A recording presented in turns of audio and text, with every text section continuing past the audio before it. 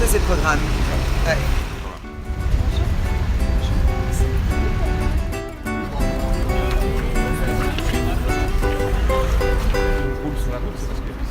Oui, oui, c'est ça. Oui.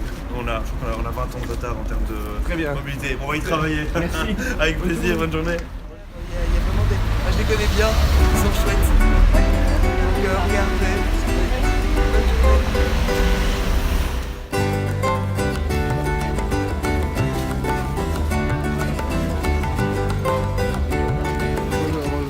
S'il vous plaît. C'est une bonne lecture. C'est une bonne lecture. Elle aime bien Simon Moutquin, la tête de liste. Et donc elle voulait être sur sa liste pour le soutenir. Et ici, je sais pas si vous voulez... Et Arthur est sur la liste aussi. Ouais. Hein. Oui.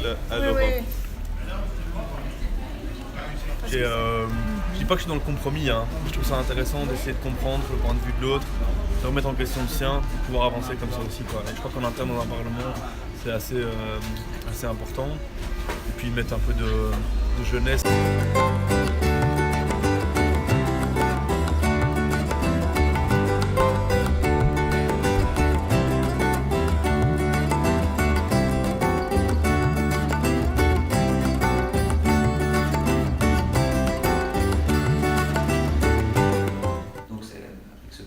On est à plus de 100% d'occupation. Donc là, c'est vraiment un problème majeur de la psychiatrie actuellement.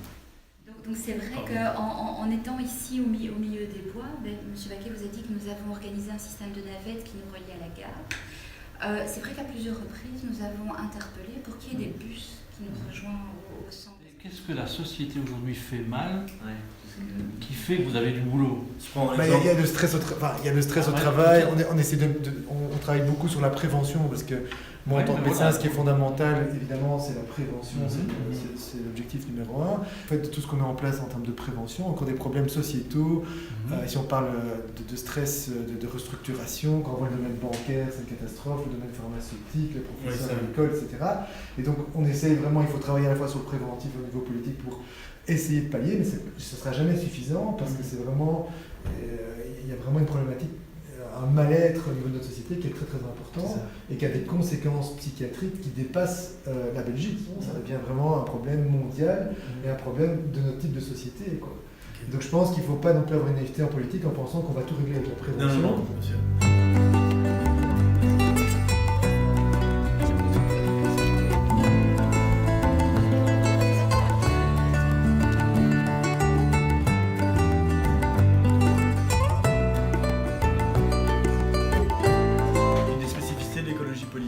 Et c'est dans ça que je m'inscris depuis des années, c'est que notre rôle de politique n'est pas de dire aux associations ce qu'elles doivent faire, mais c'est de créer l'espace associatif. Et ça, c'est vraiment quelque chose qui est à la base de l'écologie politique, de dire, en fait, nous, en tant que pouvoir public, on doit vous donner un espace qui soit financier, qui soit matériel, qui soit humain, pour que vous puissiez, de manière complètement indépendante, défendre vos causes et porter vos causes. La philosophie de base de la PAC n'a pas changé depuis l'après-guerre en fait, où c'était il faut produire à fond. Parce qu'à l'époque on faisait face à un problème de... Voilà, exactement. De faim. Et en fait, oui, c'est fini, c'est la surproduction.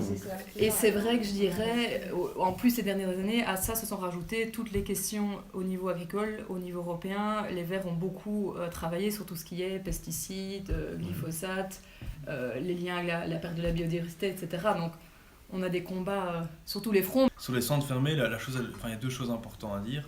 C'est que de tous les budgets d'État de ces 5 dernières années, c'est le seul budget qui a augmenté. C'est les centres fermés. 35% de financement en plus pour la politique migratoire répressive. Quand ces personnes arrivent ici et se sentent comme au fond de l'entonnoir, si la situation perdure, en fait, les conditions psychologiques se dégradent. Ce qui n'était pas le cas il y a 1 an et demi. Et alors, on est pour l'instant, je pense, dans une occupation de 1200 personnes en centre fermé sur une année. Et je rappelle qu'il y a 150 000 personnes sans papier. Donc ça montre que les centres fermés ne sont qu'un show politique ou un symbole, puisque c'est pas efficace en termes de gestion. Et c'est l'argument principal qui fait qu'Écolo défend sur 5 ans la suppression des centres fermés.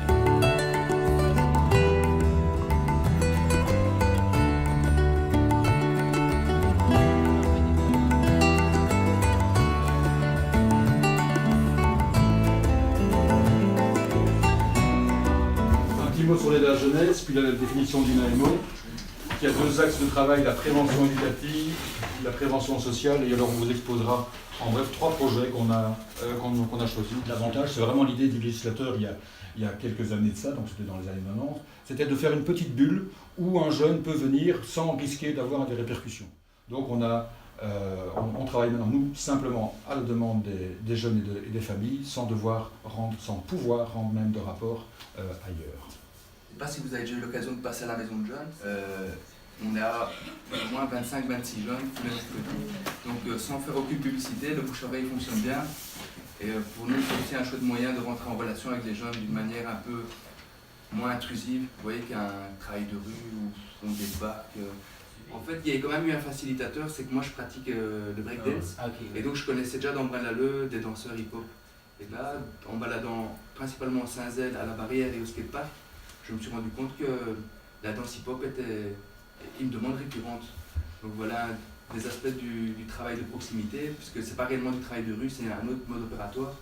Donc je me balade un petit peu dans les quartiers, c'est d'essayer de voir la demande des jeunes, voir s'il y a des choses qui reviennent, et essayer de créer avec eux des projets. Voilà, moi je travaille dans le projet Solidarité avec mon collègue Adil. En fait, c'est un projet où on regroupe 8 jeunes chaque année qui ont entre 16 et 25 ans, qui sont soit en décrochage scolaire, soit en mal de projet. Voilà, c'est des jeunes qui se cherchent un petit peu et qui viennent 4 jours par semaine pour faire une année citoyenne en fait. Donc dans cette année citoyenne, qu'est-ce qu'on retrouve? On retrouve tout ce qui est l'aspect service à la collectivité. Dans les services à la collectivité, on va faire plein de chantiers. Ça peut être aller aider dans une réserve naturelle, aller repeindre les locaux d'une ASBL. Donc c'est pas forcément trouver une formation, trouver une école, trouver un boulot, c'est vraiment les aider à continuer en tout cas leur chemin et à trouver quelque chose qui leur va et un projet pour la suite. Donc nous, on essaie un petit peu d'insuffler quelque chose dans la classe. On essaie de faire en sorte qu'il y ait une bonne ambiance pour le reste de l'année. On est un projet de lutte contre le harcèlement scolaire. On a des outils ici, ils ont été assez en demande dans la dernière école, de boîtes anonymes justement, parce que les élèves n'osent pas aller témoigner d'un harcèlement. Voilà, il y a certains élèves, vraiment ça leur ouvre les yeux.